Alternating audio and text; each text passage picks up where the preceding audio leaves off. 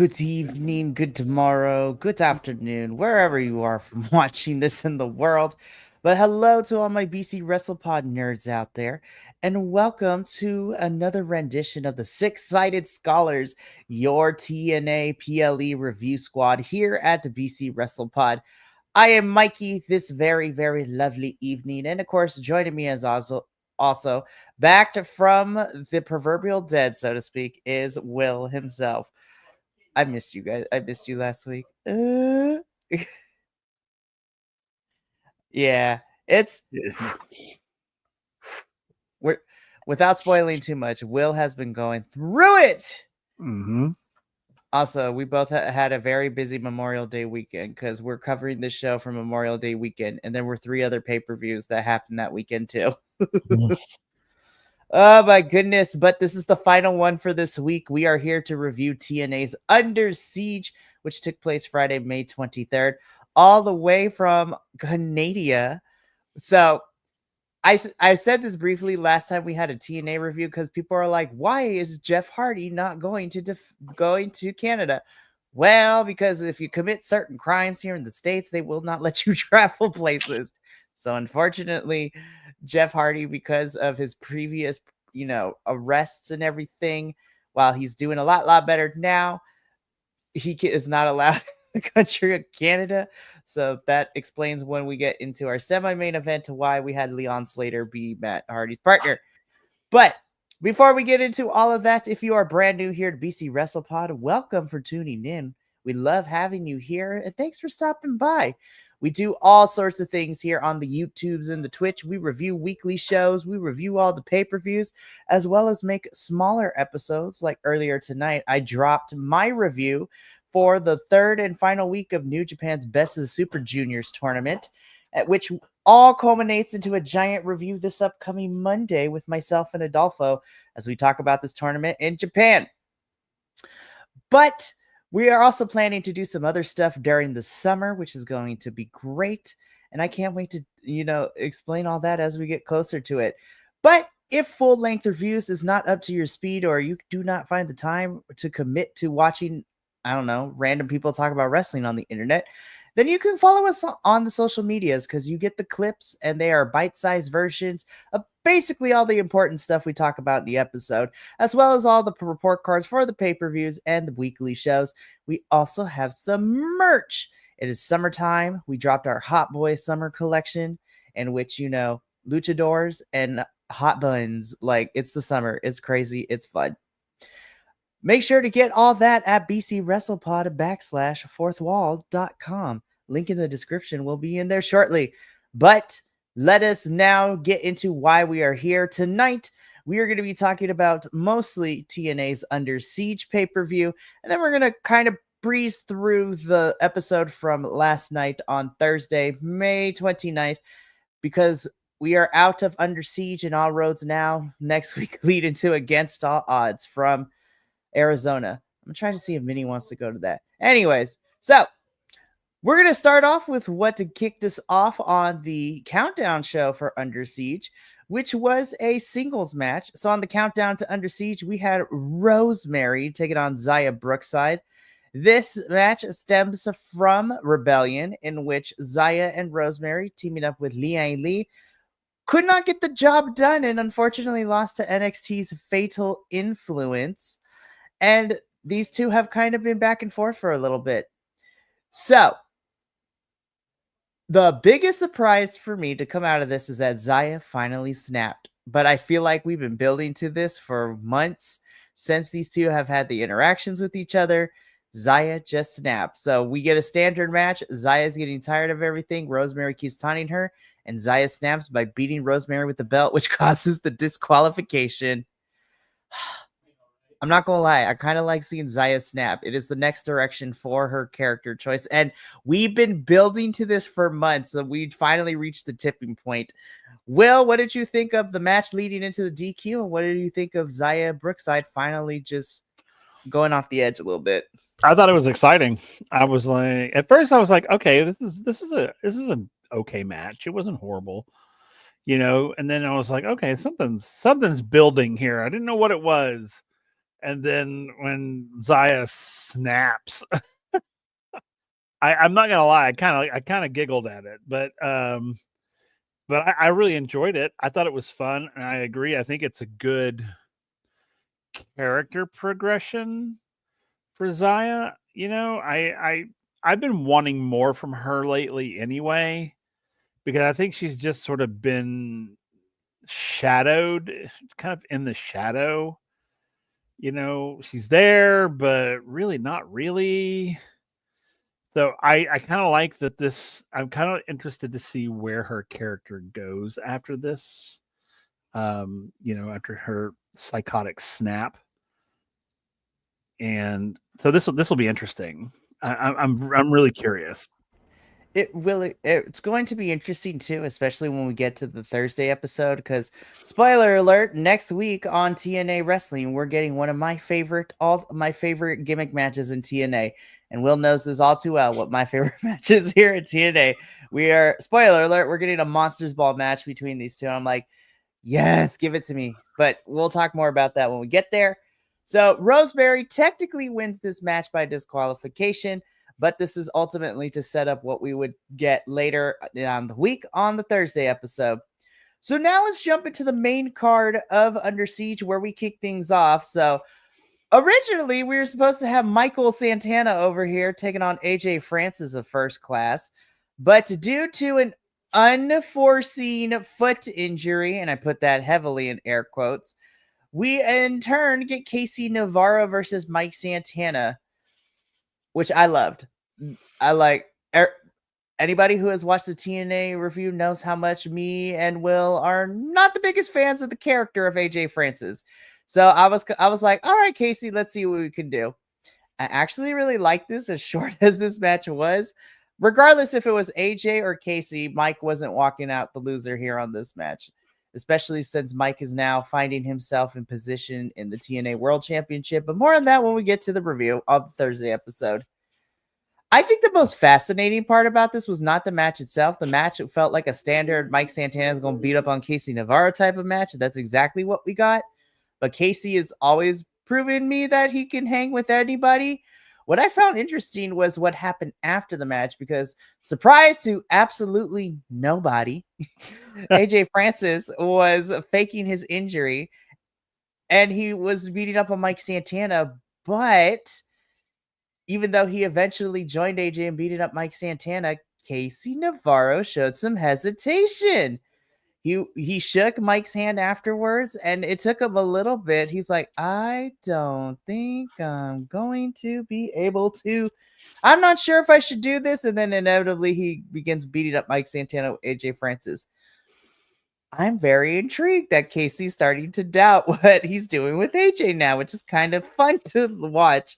Will, what did you think of this match and everything that happened afterwards? Well, I thought that the match, like you said, was a pretty standard match. There wasn't anything super special about it, other than AJ, faking his injury and trying to disrupt the match with his crutch and all things like that. But I was really kind of excited though that Casey Navarro was wrestling Mike Santana instead of AJ Francis, because there's no big secret. I can't stand AJ Francis. But I do like Casey Navarro. So I was really excited for this, and so I enjoyed the match. All the stuff that happened afterwards, it wasn't surprising. This is what I really, really wish they would do something different. We know what's going to happen. I mean, I knew it was going to happen before it happened. I knew it. But see, with the hesitation, though, what I would love to have seen is Casey Navarro turn on AJ Francis. That's what I wanted to see. And that's not because I dislike AJ Francis. I just think that Casey Navarro needs to come from hiding behind AJ Francis, or not even hiding, but being pushed behind AJ Francis and become his own sort of character, his own person. And I would love to see that. So what happened didn't surprise me one bit. I figured some shenanigans were going to happen. I didn't know what they were going to be, but I do agree. I raised an eyebrow when Casey Navarro kind of hesitated, and I was just sort of like, "Ooh, is this the paint cracking?" I'm like, So I agree. I'm interested to see where this goes. So only time will tell if we truly get Casey Navarro finally creating his own identity and fight back for being pushed behind AJ in the shadow all the time with this. So, but Mike Santana picks up another win, keeping that momentum going. Mike, we're gonna talk about you in a little bit, but right now we do got to talk about this. Damn it, Diener, you weren't supposed to make me cry. There's no crying in wrestling, damn it. But I did anyways because I actually felt bad. So we get Eddie Edwards versus Cody Deaner. The stipulation is if Deaner loses this match, then he is officially gone from TNA, or so to speak. But who knows? That we'll see what happens when time tells. I can't believe I'm saying this. I feel that because there was such an urgency, this was probably Deaner's best match in the last couple of months, where it wasn't him getting squashed or smacked across the face by the system. But of course, Alicia Edwards couldn't help but stick her nose in business that wasn't hers. No. And unfortunately, thanks to the Boston Knee Party, Eddie Edwards is able to pin Cody Deaner, and Deaner is no longer in TNA. where's he going? Do you know where he's going? I honestly don't know. I haven't even read that his actual contract is up, so I'm still holding out hope that this is just a storyline purpose. I hope so too. I was just like, you can't give me like 2 weeks of promo, make me love this dude, like tell me he's got 5 kids, and then he's actually gone. I'm like, what the flip is happening? The match itself is actually pretty good. Now, granted, I don't, we're tired of the system and their shenanigans and all that stuff because they continue to do it all the time. But if I remove that little element, I do like Eddie Edwards and his wrestling, and I thought these two put on a really good match. But I'm still sad by the result of this. Me too. I was kind of bummed. I thought it was a wee bit harsh.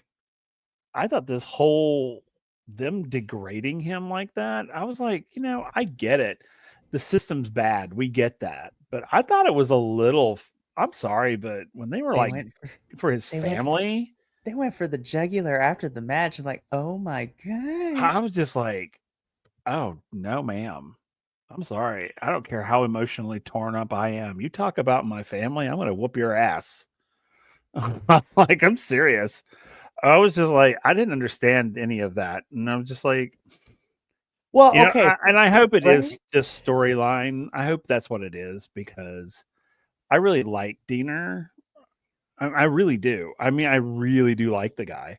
He just feels, to me, he feels like the underdog that's gonna turn around and bite somebody real soon. So well, okay, so you mentioned things that you don't understand, so I was like, oh my gosh, the system's kind of harsh, this is kind of crazy.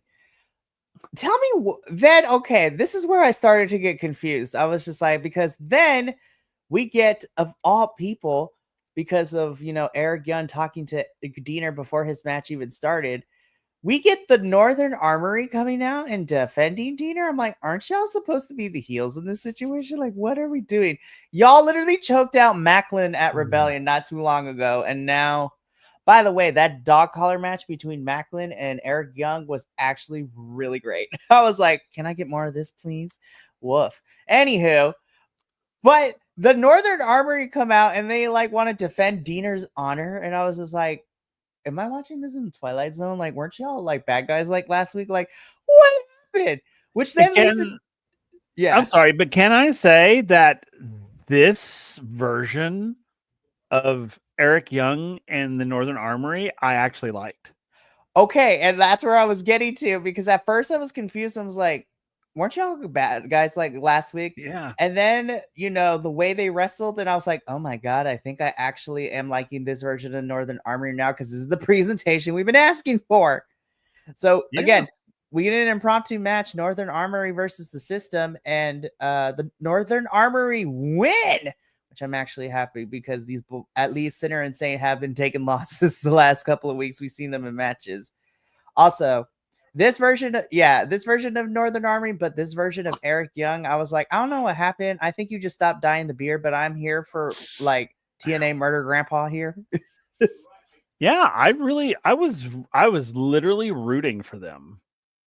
And I don't know if that's because lesser of two evils, because I hate the system so much that I wanted someone to beat them down, or if I genuinely like whatever this is. Because if I don't know, but I really liked Young and the Northern Armory. I really did. Whatever this version of them is, whether it's just temporary or whatever, they should keep it because I really liked it a lot. I do too. This felt like, as far as the match itself goes, this felt like a standard 6-man tag in TNA, but I really do enjoy this. Again, Northern Armory come out on top, and it seems that we're entering into a program between them and the system, which I'm all here for, because it gives the system somebody new to fight outside of like what we've been getting over the last month or two. And you know what? It's an interesting direction for the Northern Armory as well. So more on that in a little bit, because right now, this is an end of. I was shocked they actually pulled the trigger and Spitfire is no more. I know. And I was like, and this, so, okay. So we get this match made, and then it wouldn't be until we got closer, like the go home show before Under Siege, where we find out that we updated this match to a House of Elegance no DQ match. So anything goes here. But we also get the stipulation that if Spitfire loses, they have to disband as a tag team. Yeah. Now, I will say, of every match that was on this card, this match, as entertaining as it definitely had its scary spots, especially when we got to the table, because towards the tail end of this match, Maggie Lee comes out, and she kicks Danny Luna to kind of help the House of Elegance do all that.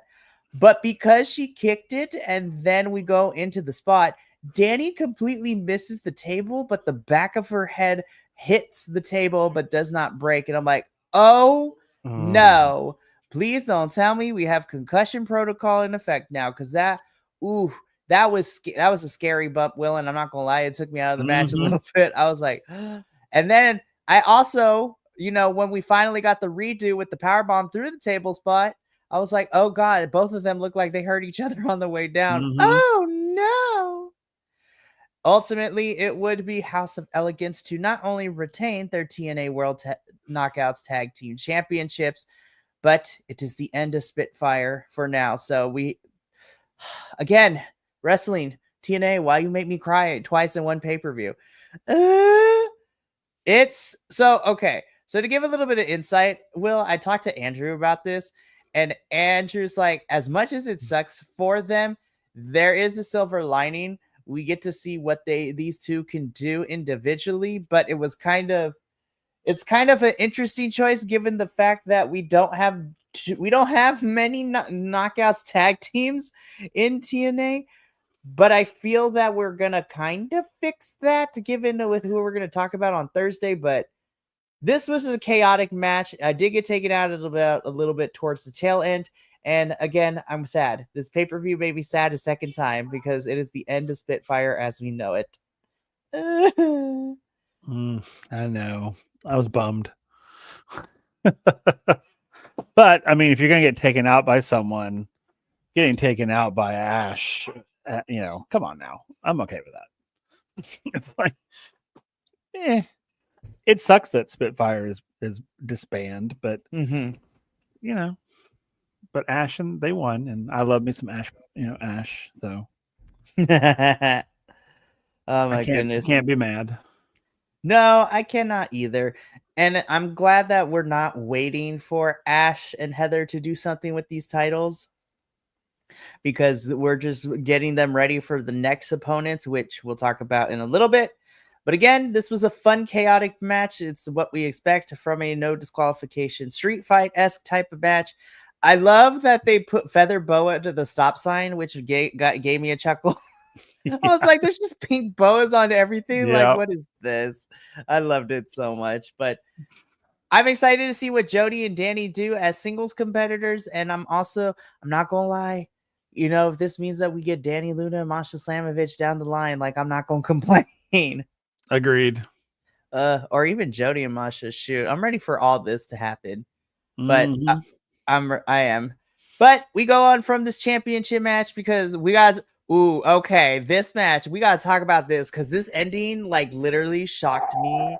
And I was just like, I was like, I got heated. But like, I'm not mad. This is a weird direction. Okay, but we get this 8-man tag team match in which we have the newly named Order 4, which is Mustafa Ali, Tasha Steelz, and the Great Hands, taking on the team of the Rascals, new knockout Indy Hartwell, and a surprise opponent who ends up being Mr. Champagne Singh, if you will. So we've been covering TNA for a while because when Ali first came into TNA, he had a different manager before the rest of the Order 4 became in existence. And so this ended up being a match where the former employee wants to fight the former employer. My favorite spot happened in this match where they all got into like a human pyramid and started hitting each other. And then like Indy Hartwell hit the cutter through all the people on top of it. I was like, this is crazy, but I loved it so much. Shout out to Indy Hartwell. She's my MVP this match because she literally got baseball slided kicked by Ali. I was like, oh my God, way to go take a hit, girl. That was a little surprising. So that's what surprised me. Order 4 does pick up the victory, but what shocked me was after the match because Ali just snaps and he continues to attack. Tasha's like, okay, we won. We got to calm down. He pushes Tasha Steelz to the floor. I was like, what is happening? He's getting drunk with power, Will. It's crazy out here. I don't even think he's getting drunk with power. I think he's freaking going crazy. He's going cuckoo for Cocoa Puffs. I mean, seriously, that was like psychotic. That was like psychotic. Snapped. Like, I mean, he was like, that was a psychotic break. Because if you look at it, he wasn't even himself. No, I was like, what is happening right now? Ooh, and Tasha's like, hold the phone. I know you didn't just push me right now. And even the Great Hands are like, what is happening? What is going on? So again, interesting character choices. I have said that Team Rascals and Indy did not win, but Order 4 winning makes sense for now. And as we'll discuss in the Thursday episode, things continue to be a downward spiral for Ali, which we'll talk about. Though I did get a little worried because we were a little more visceral towards Tasha on the Thursday episode, but we'll get there when we talk about that because I was like, I don't know how I feel about this, but we'll talk about it in a little bit because right now, Ariana girl, I give you flowers. You tried, but we all knew, girl, you weren't walking out the winner on this one. And as crazy it is to say, this Robert Stone versus Santino storyline that's been going on for like the last couple of weeks and going into Under Siege and what we're going to talk about in the Thursday episode. I can't believe I'm saying this, but this is like one of my favorite stories right now in TNA. Well, we'll talk about it in the Thursday episode because I cheered with adulation. But I was like, this was a losing battle. I will say, though, it was nice to see Ariana back into the ring because it's been a hot minute since we've seen her wrestle. And I'm just like, I love you, Ariana. But Tessa won. Oh, it broke my little heart. Ariana, you tried, girl. You tried. But it was not good enough for you on this one. Though I will say, though, whether it's real or not, Tessa did kind of take a nasty bump. And I was like, oh, God, Tessa, as much as I don't like you, nobody needs to get hurt out here. Like, we don't need people getting hurt out here. That is how retirements happen. We have seen it enough times where somebody gets seriously injured and they have to retire or they are never the same. And I know it's not the same thing, but we just went through this with Chris Bay. I don't want to go through this with another person in TNA, man. I don't really have much to add. This Ariana tried, but this is a one-sided fight. Yeah, she tried. But I was mad at Rob. Yeah, but it wasn't bad. I mean, it was a pretty good match, actually. I was pleasantly impressed with Ariana Grace and how much she did keep up with Tessa. I mean, because when I first was like, oh God, Tessa's gonna like wipe the mat with her. And for the most part, I feel Ariana held her own. And I was kind of very proud of her, actually. I was just like, way to go, girl. I mean, seriously, we were the surrogate Santinos in that moment. We were both proud daddies of Ariana. Man, I agree with you. Ariana, she put her best foot forward. She was able to keep up with Tessa, but ultimately Tessa would win. And we'll talk about them in a little bit. But I actually, as much as I don't like Tessa, I have to say I think this was a good showcasing for Ariana. I think, and honestly, sometimes that's what needs to happen. So I'm excited to see her that she's back in the ring now. Me too. But yes. I'm not gonna lie. I think this is probably my favorite match. Miss Crawford, I did not know that was your gang girl. Can you stay in TNA for a little bit? So I know Victoria as the formerly aptly named Alicia Fox from WWE because she was in WWE for a long time. Newly sober last 2 years, kind of same thing with Mike Santana. This was my favorite match. I'm not gonna lie. This is for the TNA Knockouts World Championship. Masha Slamovich defending her title against Victoria Crawford. Again, this was my personal favorite match because I was like, now that Victoria has kind of readjusted and focused herself and is living that sober life, I was like, she was actually a pretty good opponent for Masha. I'm not gonna lie. No, it was really good. This match was really good. I really enjoyed this one, like a lot. I was like, all right. That's why I'm like, yo, Victoria, if you're not signed anywhere, do you want to stay in TNA for a little bit? Because I'm not gonna be against if you want to run up here in the Knockouts division. Seriously. And I'm gonna be so for real. Like I talked about it when I reviewed Rebellion by myself, but the biggest low point of the whole night, unfortunately, was the Masha and Tessa match because nobody wanted to see it. And it just sucked for Masha because she finally worked for the last 3 years to finally get this championship. And then at Rebellion, nobody cared about her match. Not because it was her. It was because the hatred for her opponent overshadowed her. So I feel that this was a redemption for Masha. And I think this was a really good showcase for Victoria, too. Because, again, now that she has refocused herself and she's re-energized, Victoria came in swinging. And she actually was able to kind of counter Masha a little bit throughout this match, too, and hold her own. Ultimately, Masha would end up getting the victory here. But still, this was my personal favorite match of the whole entire night. Mine too. So it was so good. I loved it.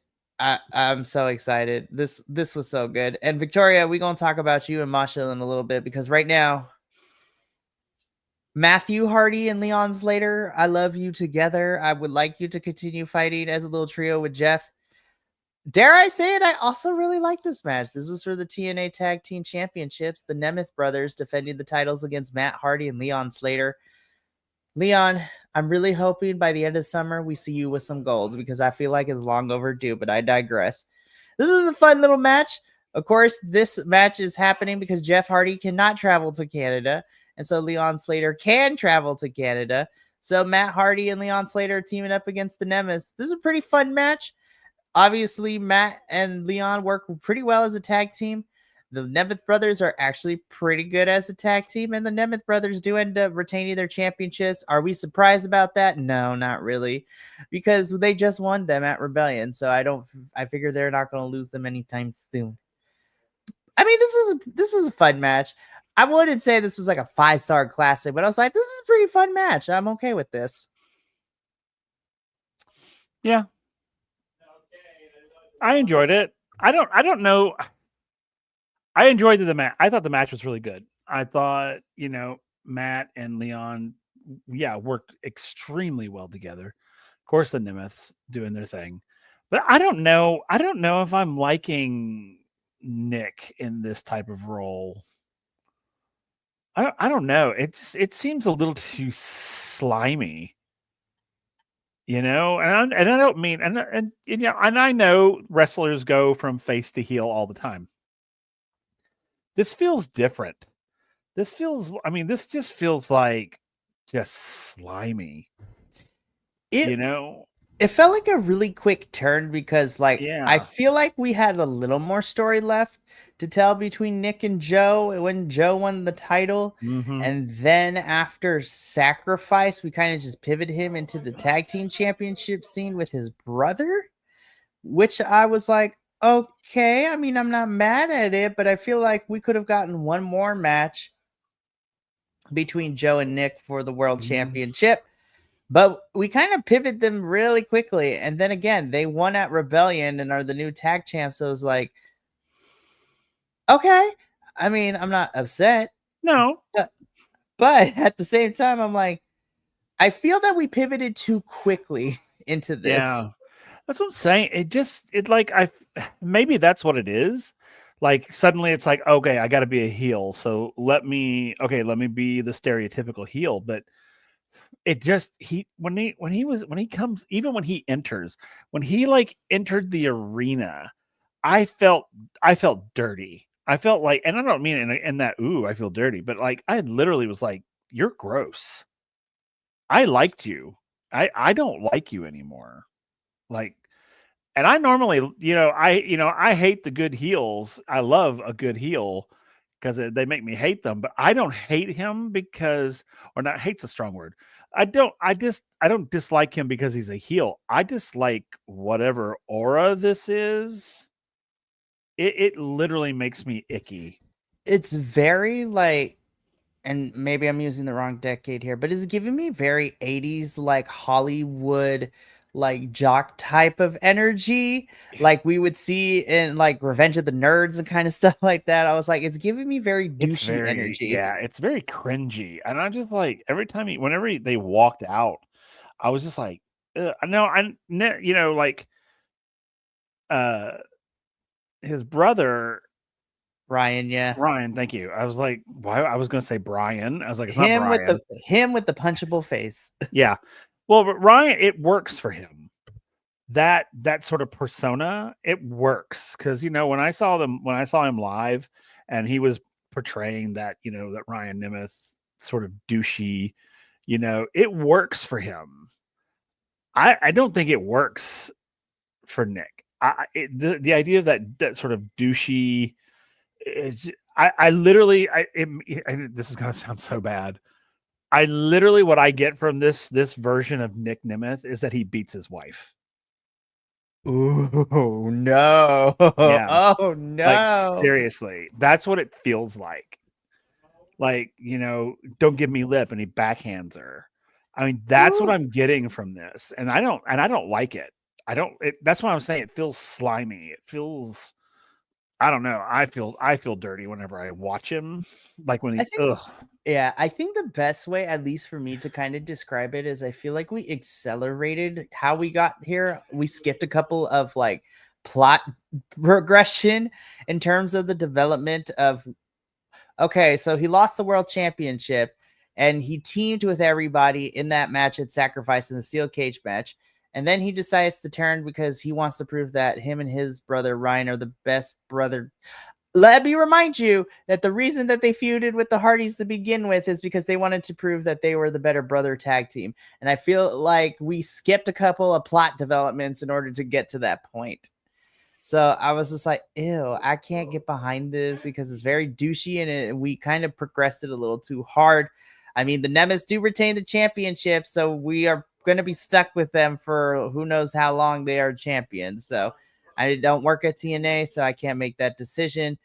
But let's get into our main event, which made it a little bit better for me. Trick Williams of NXT and Frankie Kazarian taking on Joe Hendry and Elijah. This is a really fun main event. I'm not even going to lie. I think this is great. Like I said, hate Frankie's character. His wrestling is really fun. I love Joe Hendry and Elijah as a tag team. I have said this since Elijah debuted on TNA. I love this for them. And surprisingly, Trick fits very well in a TNA ring. Not even going to lie. So, like, in ring wise, I was like, you know what? If Trick were to come over and do a little stint over here, I would be okay with this. Now, granted, this pay-per-view aired on Friday, so these were my thoughts before I watched the NXT Battleground pay-per-view on Sunday, which the whole entire TNA world flipped upside its mother-tucking head. But Will, as the president of the Joe Hendry fan club, what did you think of this main event match for Under Siege? Oh, I loved it, and I love him and Elijah together. I hope they, with everything that's happened in the whole NXT thing, I hope this isn't the end of that. You know what I'm saying? I hope that oh well, the title's not, he doesn't have the title anymore, so he's just going to go away. And I really hope that's not the case. I hope he and Elijah, I would love for them to create a tag team, like official tag team. Because I think it'd be really cool because Joe Hendry, the thing I love about Joe is he's kind of been everything except the truly, other than Joya, the other side, the other half of a tag team.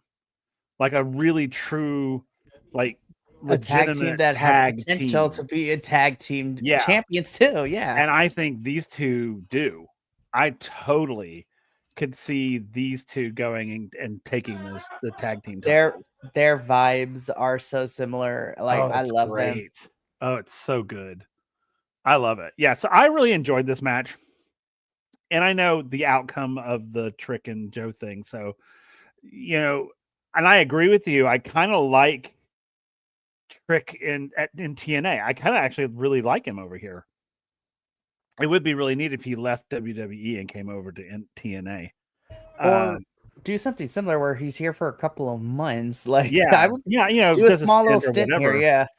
I think that would be cool. I really do. I think that he, the funny thing about it is I really think TNA is kind of more his speed. You know what I'm saying?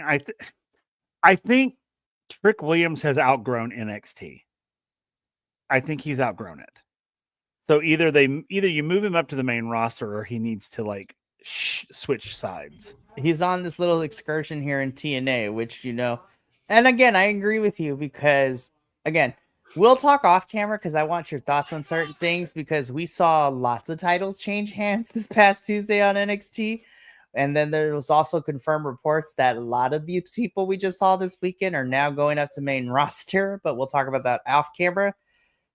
Trick Williams is still stuck in NXT. He has literally lost 3 different times to Obafemi for the title. So, again, having him as your TNA World Champ, spoiler alert if you haven't seen Battleground, could be something interesting. And if he's going to stake around in for TNA for a little bit, I'm okay with that. Like, have him stay here, have him run through all the way up until Slammiversary or whatever the August pay-per-view is, and then send him back over to NXT.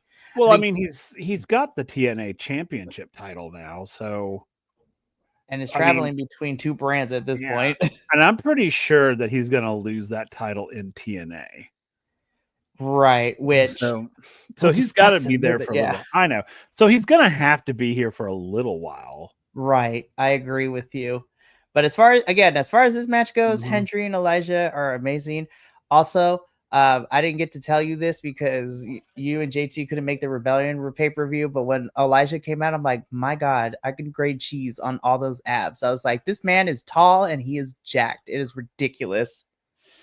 I was also like, call me. Anywho. Right. But Joe Hendry and Elijah win. They celebrate as Under Siege goes off the air. And that was the Under Siege portion of our review. Overall, this was a pretty solid pay-per-view. I'm not going to lie. I didn't really have any high expectations for it, but I rated it a B+. I really enjoyed it. I thought it was pretty good. This was a pretty fun one. Now, let's get into it because this past Thursday episode had me ups and downs all over the place really quickly. So I'm going to briefly run through this TNA episode. I said I would only cover the matches and the important backstage segment, but this episode had too many important things. So we're going to kind of speed run this, and then Will and I are going to give our quick thoughts on everything. Because first, I need to report a hate crime because why is it that it's always the Latinos that always get attacked in these segments? The system take out Octagon Jr., so poor Laredo kid over here has to fight by himself. But this is a fatal 4-way to become number 1 contenders for the tag titles, in which we have First Class Laredo Kid by himself because Octagon Jr. got taken out by the System. Again, we have the System in here, and we have the Rascals. I was mad. I was like, why are they going after the Latino people? This is not okay with me. Hey, but you know what? I was like, if this is the Laredo Kid that I'm going to get all the time where he's like angry, give me angry Laredo Kid because that is like best Laredo Kid. This match was fun. I thought everybody played their part very, very well. And the Rascals do end up picking up the victory. And we get this match officially made for Against All Odds. The Nemes versus the Rascals. And I'm like, okay, this is actually a match I'm excited for. I think these 4 are going to kill it. And again, you know what I want? What's that? I want the Rascals to go back to their old ways. And be little douches dorks. Yeah, seriously. Because they were, even though I was like, come on, everybody, y'all know what they were up to. But they were fun. I mean, it was like, you knew what was going to happen, but you didn't know it was going to happen. I like the spray paint and all that. They need to bring all that back. Because, man, that was great. Spraying into people's faces and everything. Mm-hmm. But Absolutely. as faces, I would be so behind it. Yeah. Like, as faces, I would. But because the Rascals win, we do get this TNA World Tag Team Championship match made for Against All Odds, which is next Friday, which is kind of crazy to say. But this is going to be a fun one for sure. Mike Santana is not done with AJ Francis because we had a backstage segment where AJ and Casey Navarro are coming back after losing in the match. And Mike Santana literally throws a whole entire chair at AJ's face and then proceeds to beat him up. Like AJ Francis just turns the camera and Mike Santana, and all I see is chair come into frame. It's like Mike Santana threw this chair at this man's face and started beating him up. I was like, yes, Mike Santana. Yes, beat this man up. Take his lunch money.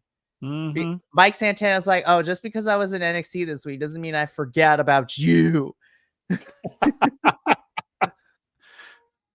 Love it. Mike Santana is like, oh, you wronged me. We're going to fight and I'm going to come collect. I'm going to stomp your face in. And I'm here for Mike Santana stomping everybody's face in. Mm-hmm.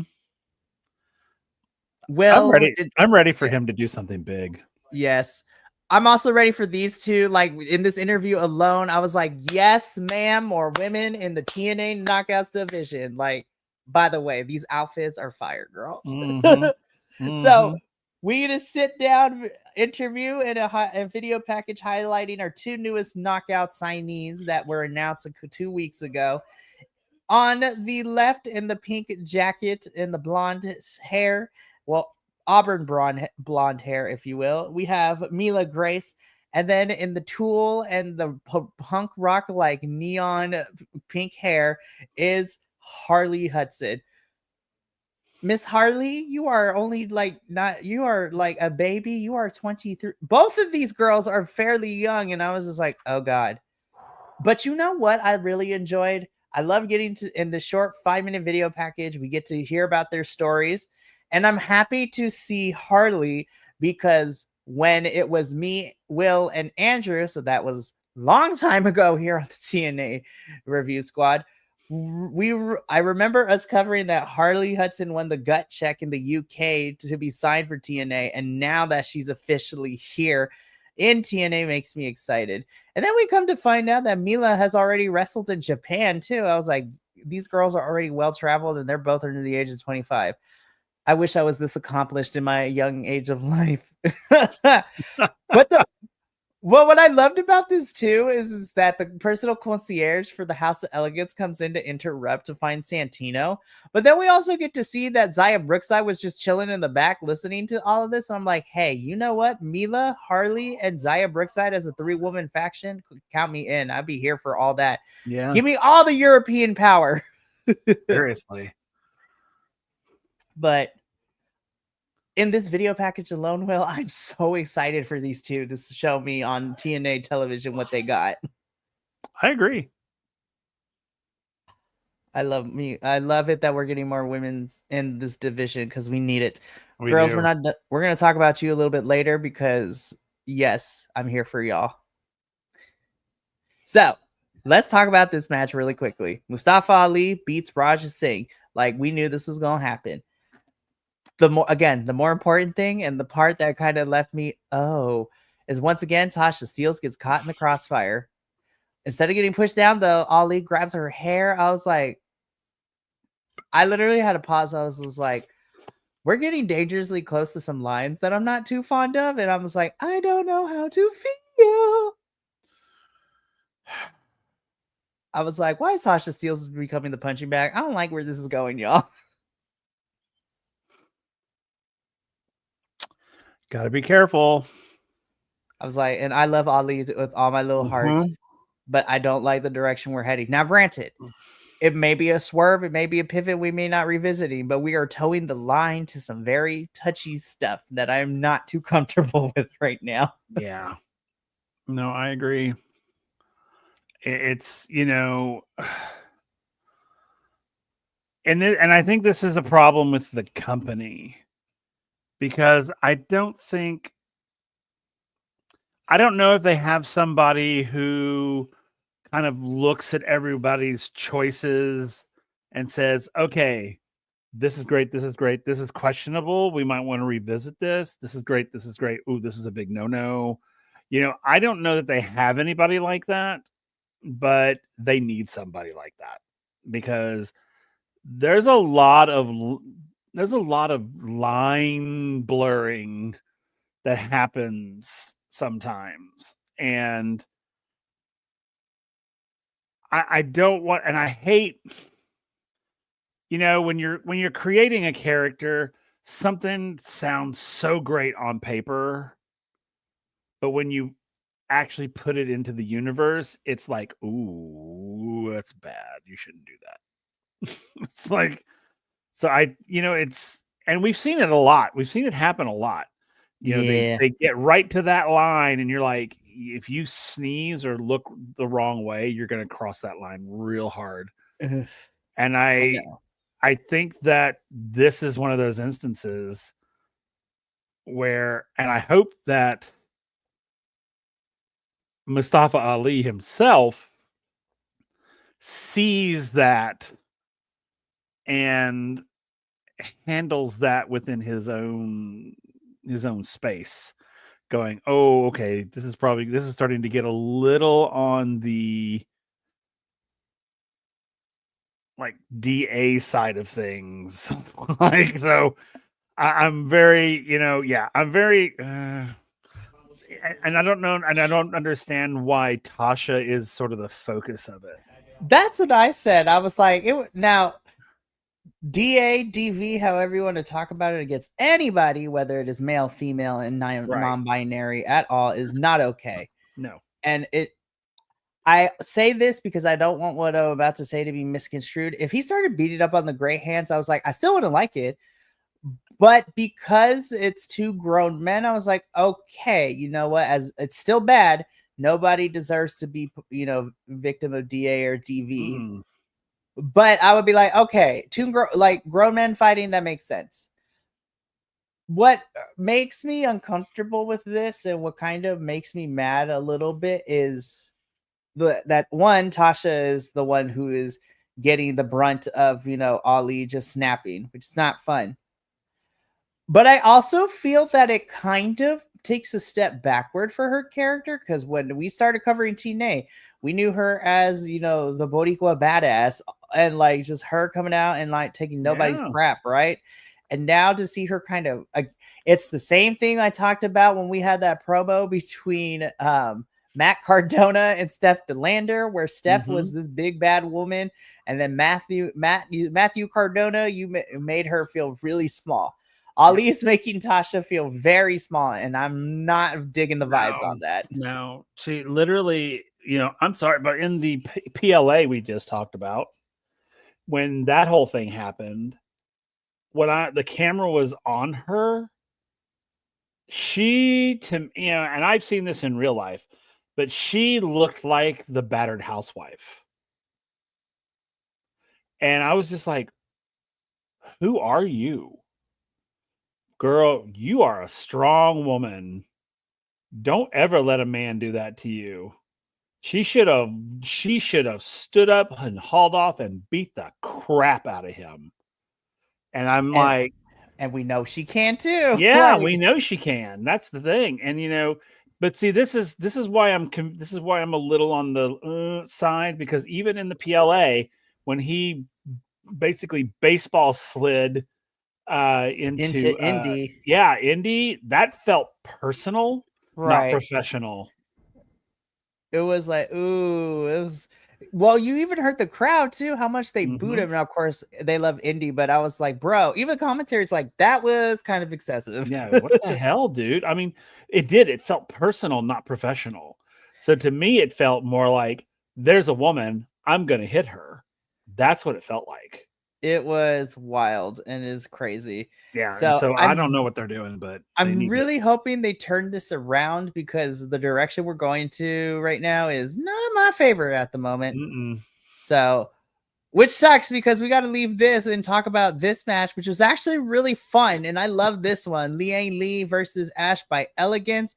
Funny enough, this match was made by Robert Stone because Masha wanted to give Liang Li a match, but Robert's like, no. So Liang Li had to prove herself and win this match in order to get a shot at Masha's title. This is a really fun match. It had everything I wanted. Liang Li showing off her martial arts, Ash by Elegance leading into the comedy spots a little bit, like with her running away and not wanting to get kicked in the face and protect the moneymaker, which was fantastic to watch. Ultimately, Liang Li would get the victory. Afterwards, Masha would come out. She is a woman of few words in this segment. She's just like, I will give you she's like, all she said to Liang Li was that I'll see you at Against All Odds. And the 6 matches that got announced for Against All Odds after Thursday's episode, this is one of the 2 that I'm looking forward to the most. For the TNA World Knockouts World Championship, Masha Slamovich versus Liang Li. I was like, yes, these girls are going to beat each other up in a good way, and I'm excited for it. Yep. Agreed. I'm excited. Me too. And I'm actually really happy to see Liang Li in this position. I was like, all right, girl, this is a championship match. Now you've been here for a hot minute. Now let's see what you can do in this situation. Seriously. I'm excited. Andrew was excited when I sent him the matches for this card, and he's like, yo, Against All Odds looks pretty good. I was like, right, this card looks really strong, and we only got 6 matches. Who else? Who knows what else we gonna get on this? But again, I'm really excited about this match. Trick Williams couldn't be bothered to be here live because he wanted a 5-star hotel in first class. That was not gonna happen for him, so he gonna show up when he wants to. I will say the one thing I'm really enjoying is these small little stories that TNA is starting to develop, because there are certain people in the men's locker room in TNA who are kind of upset with Joe Hendry not only losing the TNA World Championship, but losing it to a non-TNA star. And so some people have been talking on the internet, and that is the basis for one of these matches that got made for Against All Odds, because Frankie Kazarian laid it into Joe Hendry on the social medias. And so we're getting Joe Hendry versus Frankie Kazarian, because Frankie Kazarian is pissed that Joe Hendry lost it to a non-TNA person. And I'm like, Frankie, normally I don't like you. Your character, I don't like your character. It kind of sucks. But the reasoning he gave, I was like, I kind of can't disagree. I was like, listen, it is in the world of storytelling and wrestling. I would be mad too if our world champion lost the championship to somebody who's not even in the company. Like, how do you manage to go mess that up? So Joe Hendry and Frankie Kazarian gets made for Against All Odds from all of this. Am I excited about this? Maybe. Am I glad that Joe Hendry still gets to be on my TV screen? Absolutely. So,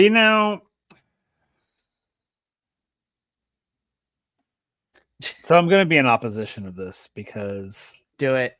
For one, Frankie Kazarian, ain't nobody give a shit what you have to say. Truly. And the fact that Joe took that bait, I'm kind of like, dude, it's Frankie Kazarian. I mean, who gives a shit? I mean, truly. I mean, come on. It's Frankie freaking Kazarian. And the other thing is what I'm going to be pissed about is, now that Joe doesn't have the title anymore, are they going to make him a whipping boy now? Is he going to go back to what he was prior to the championship, if that's the case, I'm going to be pissed. Because it took us a while to get him back. Yeah. It took us a while to get him there. Yeah. Just because he's not a champion, quote unquote, anymore, like, title by title only, the man's still a freaking champ. I mean, just because he doesn't have the title anymore doesn't mean he sucks. I mean, yeah, he lost it to a non-TNA person, but you know what? So have plenty of other people. TNA will get it back. It's not like it's never coming back. Come on. And I don't know. I'm excited for this match because I just want to watch Joe Hendry kick Kazarian's ass. But I just, that whole thing, I'm just like, whatever. It's freaking Frankie Kazarian, people. What the hell? So anyway. It is kind of crazy for sure. But Mance Warner has a match. He basically squashes local talent Bryce Hansen. I'm not gonna lie. I'm kind of glad that Mance is still hanging around TNA. Not gonna lie. I like Mance. He crazy. He's the crazy we kind of need right now. That's him and Sammy's program is done.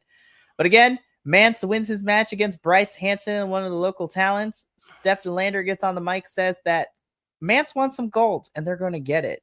We're going to talk about that in a little bit because right now, Monsters Ball! It's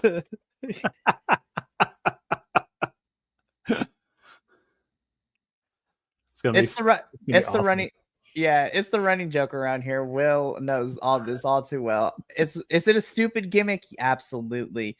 Do I love it? Absolutely. I love me a Monsters Ball match because it does allow the wrestlers who we normally don't get to see do crazy things.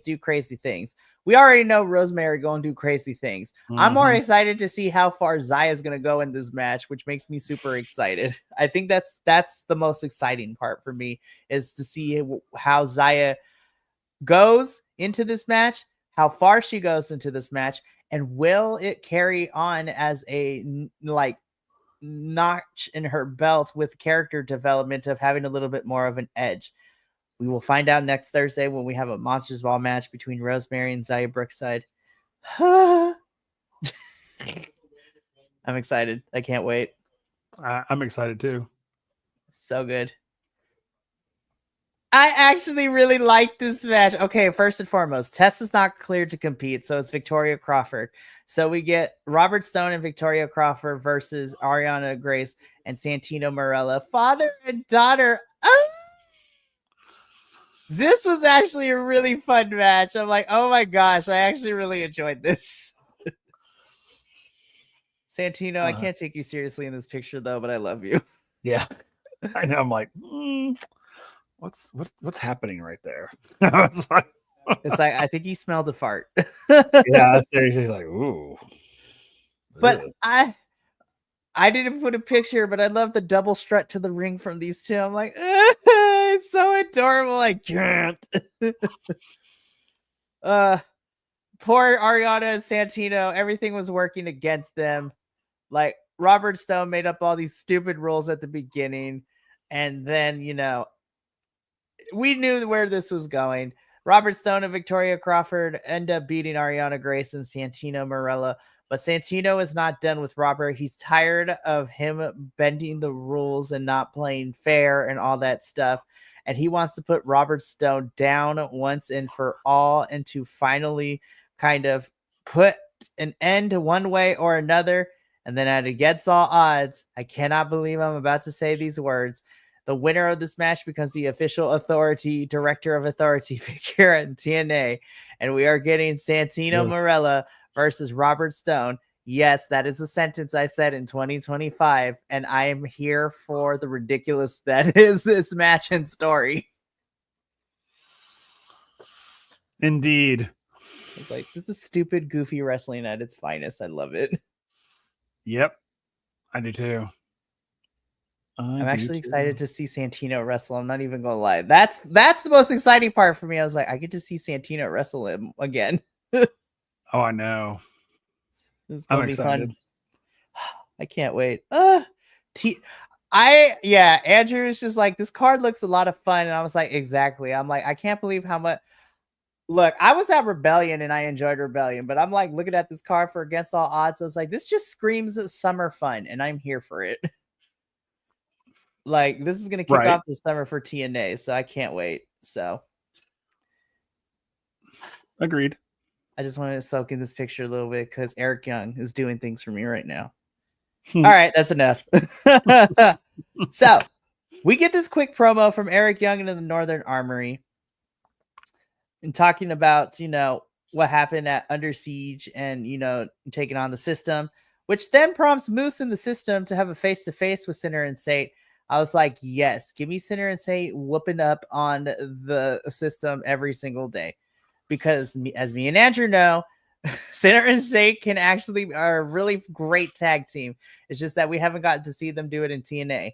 But they are the Defy tag team champions in Defy Wrestling in Washington, so they are it's so good. But this was all interesting and everything, Will, but this is the part where I was like, what character development are we about to see? I was like, what was this? I'm like, he's staring into my soul. I'm slightly turned on, but I'm mostly terrified. Yeah. This was nuts. I was like, why is he just hanging out staring at the camera? Are we about to see him go cuckoo for Cocoa Puffs? Probably. I'm kind of here for that. In the words of Paris Hilton, that's hot. But honestly, if this means that we get a very and I know I make fun of the mass and say it, but literally, if the Northern Armory become the physical embodiment of Casey Jones from the TMT lore, and just that personality alone, I'm kind of here for it. I'm not gonna lie. Okay, that's fair. So again, we're in the early stages. I will if it's still early, it's too early to tell. They might pull the rug out from under me and be like, I hate this. This is whack. But who knows? All I do know is that Eric Young has a match next week, and if he can win, Moose said that he does get a title opportunity for the X Division Championships. That's going to be an interesting one for sure. So I would not be surprised if we get that match for Against All Odds, but we shall see what happens, because right now we have the makeover of Maggie Lee, who is now M by Elegance. Girl, you look good in a black dress. Not gonna lie, girl. She a tall one too. I was like, ooh. Mm-hmm. But let me tell you, yes, give me these two every single day. We get them. Essentially, this sets up a match because Mila Grace and Harley Hudson crashed the House of Elegance launch brand of M by Elegance, and so it's going to be Heather and Maggie by Elegance taking on Harley Hudson and Mila Grace next week, and I am ecstatic. I cannot wait. Oh wow, Steve Macklin, I want to see you with this intensity every single time you defend this title. I was like, yes. So we get the TNA International Championship, Steve Macklin versus Matt Cardona. We were supposed to get this match at Under Siege, but because of the dog collar match that Steve Macklin had with Eric Young, Macklin was not cleared to wrestle with a skull fracture, they said, which was kind of gnarly to say. But we got this match itself. Macklin, I love you, you squared-jawed bastard. You and your big mouth. And Matthew Cardona, I like you. You great. This was a fine main event. I wasn't expecting Steve to lose here. But I will tell you this. Again, the match itself was fine, Will, but this picture right here has me more excited. These bitches are about to fight. Somebody is going to die or go out on a stretcher, and I'm here for the violence. Okay. I can see that. See, I'm biased because Mance is also in GCW, and this bro is beats everybody to a bloody pulp. I will say, if you have not, it is free on Triller. I am happy to give anybody my login, but Mance Warner and Masha Slamovich had a match at a GCW event earlier this year. Probably one of my favorite intergender matches ever. Not gonna lie.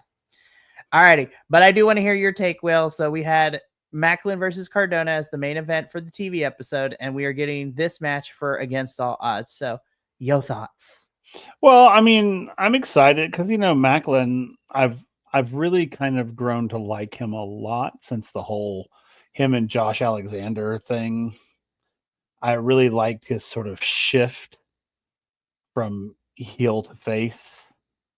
That whole thing, I've really kind of really gotten to where I really like Macklin now. So whenever he wrestles, I tend to go for his on his side. So I'm excited about this because I mean, Mance Warner, I know Mance Warner. I know how freaking crazy he is, and so this will be an interesting match because Macklin is so brute strength and Mance is more like that chaotic energy. So it'll be interesting to see how those two they go against each other. I'm actually quite curious about this match. I am too, and we don't have to wait long because Against All Odds next Friday, which is nuts. Yeah. It's gonna be crazy because we're gonna be reviewing the Go Home show, and then we're also gonna be doing predictions as this event is happening live. So this is gonna be an interesting one. But we're not done because this is the person who truly ends the show. He's like, come Tuesday, I'm gonna take that TNA title back from Trick Williams, which sets up the final match that is made as of last night on TNA. So we are getting a TNA World Championship match on NXT this Tuesday. Trick Williams defending the TNA World Championship against Mike Santana. Whoever walks out of that NXT match as the champion will immediately go into Against All Odds to defend the TNA World Championship against Elijah. I'm like, how did Elijah become number one contender? But then I thought about it. I was like, do I care? No, because I think this is going to be a fun one for sure. Now, granted, just because I want to see a slobber knocker, Mike Santana versus Elijah would be nuts. But I have the sneaky suspicion that Trick is walking out NXT as the TNA World Champion this Tuesday, but I don't think it's going to be clean. I'm gonna be so for real, Will. Like I like Trick Williams. I never want to say anything too horrible, but there is absolutely no way in hell I see Trick Williams beating Mike clean. If he does, no. I would be so pissed if he beats Mike Santana clean. I'm not even gonna lie. I'm not gonna front. I can't even imagine in any reality where a Trick Williams defeats a Mike Santana clean. Mm-hmm. No way. No, absolutely no way. Now, my big thing is, did they give it to Trick so they could give it to Mike Santana? That's what I was thinking too. And I talked about this during the Battleground review. I was just like, I don't think Trick is holding on to this for long, but I don't think Mike is. Here's the thing. I think Mike will take it from Trick, but I don't think it's happening on Tuesday's episode. No. I'm going to be so for real. I think we see, because of where it's at, I think Mike takes Trick Williams, the TNA championship from Trick Williams at Slammiversary in July, because Slammiversary is in New York, which is where Mike Santana is from. So, again, I don't think Trick is going to hold this long, but I don't think he's losing it on Tuesday. So, but again, I'm pretty sure it's going to be Trick versus Elijah. Maybe we'll get a triple threat. Who knows?